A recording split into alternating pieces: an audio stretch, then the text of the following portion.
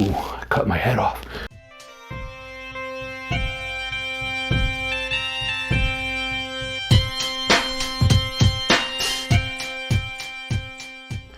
What's up, YouTube? Welcome to the Celtic Clydesdale show. I'm Jim and I am the Celtic Clydesdale. Let me ask you a question. Are you new to cycling and not quite sure how to replace a flat inner tube? Watch this video and we'll fix that problem.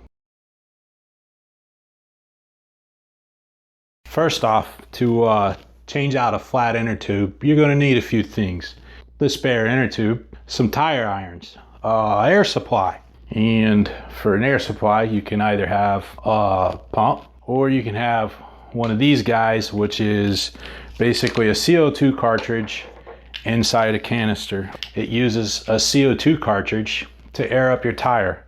All right, now, money saving tip. You can get the CO2 cartridges that are specifically intended to air up bike tires, but they're pretty pricey. Like 6 of them cost about the same as, I think, between 10 and 20 of these guys.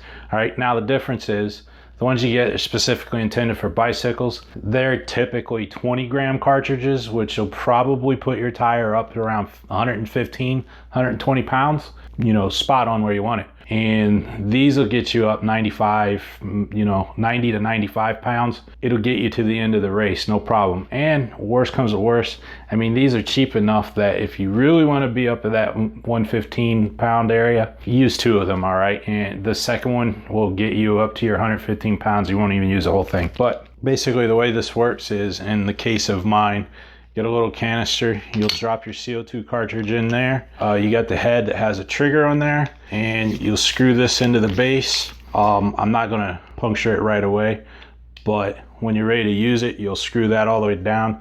You'll hear some CO2 released where the cartridge has been punctured. You're ready to go. And then in this case, you have a trigger. Put this on your valve. Once you put it on the valve and it's seated, pull the trigger and airs your tire up. All right, great thing to have out on the road. Fits in your bike bag or whatever you carry your toolkit in, and yeah, quick and painless. And I'll show you exactly how well it inflates a tire later on. Those are the tools you're going to need, so let's go ahead and get into actually changing out an inner tube.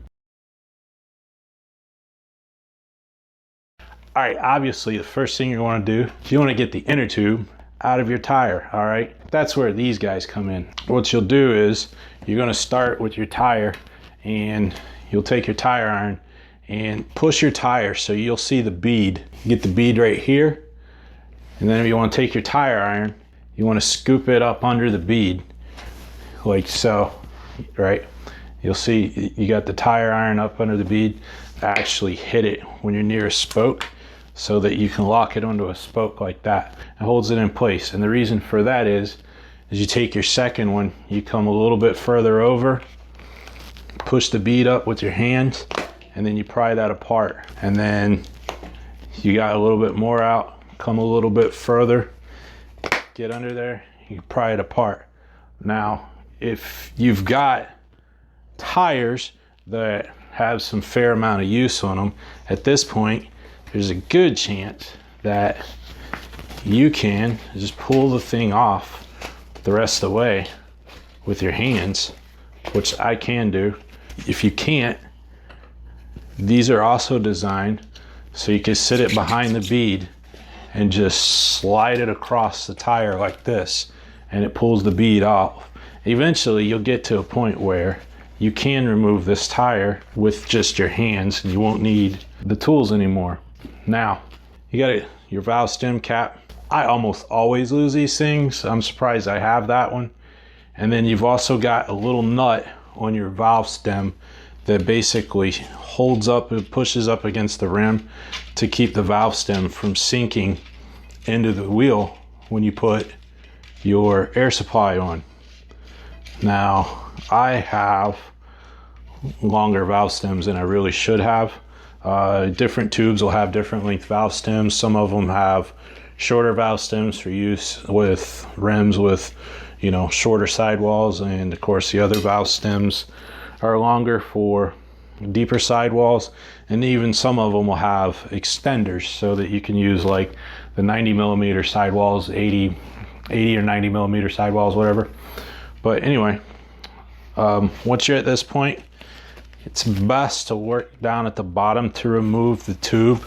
So you just grab the old tube, pull that out, so that all you've got left in there is your valve stem, and then just push the wheel tire kind of out of the way, pull that valve stem out. Now, little tip here, you'll notice the label on my tire is right at the point where the valve stem is. All right, I tell you why. All right, this lets you know where that is. All right, so you can check the tube for where it's punctured. All right, and you know how the tube came out, right?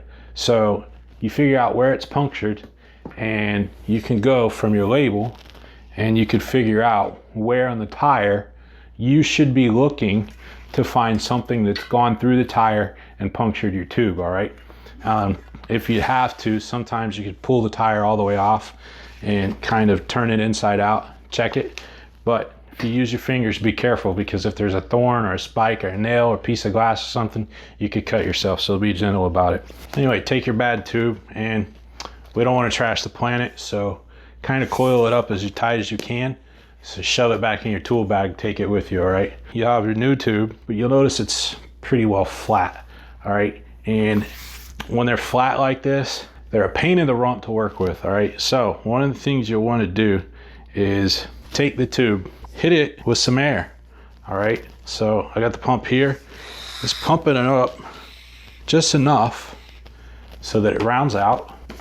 Set the pump to the side for a little bit. So now let the air out, and now it's going to be a lot easier to work with. All right, so now you got your tube, tire. Make sure you've already checked it carefully for whatever it was that punctured your inner tube. And then of course, just reverse it. So valve stem, push that into the hole. Now you run through here. Probably should have gave this a little bit more pressure to get it a little bit more rounded. But you tuck that tube into the tire. All right, you don't really want to tuck it into the rim, because honestly, it'll slow you down. If you're doing this in a race, really honestly, every moment counts. All right, so put it into the tire and just tuck it in there as nice as you can. And then what you'll want to do is start seating the tire. A lot of times you can do this all with your hand, but you'll seat the tire back on and just basically run around. You'll be using one thumb to make sure that tube stays behind the bead, and then roll the bead over the rim and on.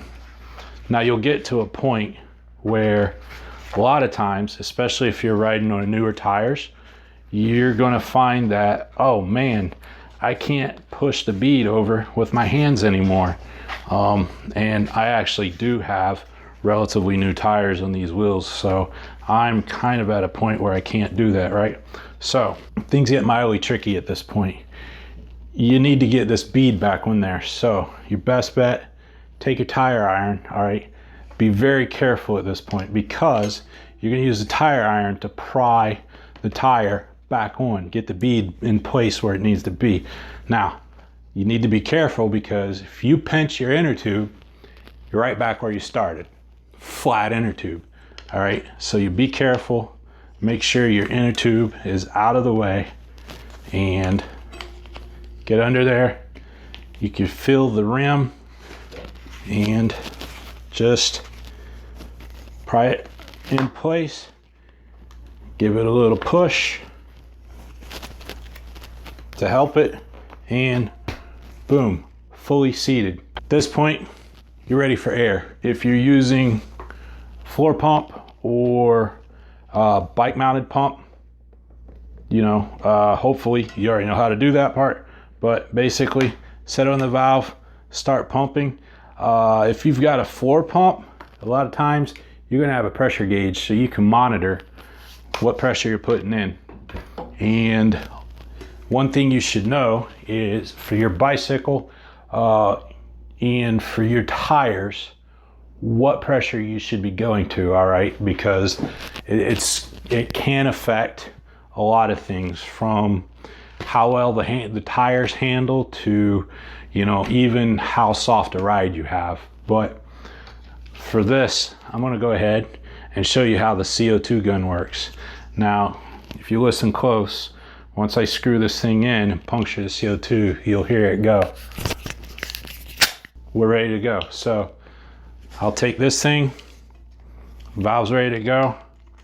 And actually, I skipped a step here. If you kept your stem nut, screw that back on. And like I said, the reason you're doing that is it keeps, when you go to push the air device on, this will keep your stem from sinking back into the wheel. What I do is I pull down on the stem just a little bit, screw the nut in until it just hits the wheel, and then stop. You don't like gronk it down or anything like that. And then of course, take your CO2 gun, push that onto the valve stem and pull the trigger. And we're all done. Shut the valve stem down. If you still have it, put the valve cap back on. Boom. Put the wheel back on the bike and get on your way. So on that note, let's close this thing out. All right, so there you have it. Now you know how to change a flat inner tube.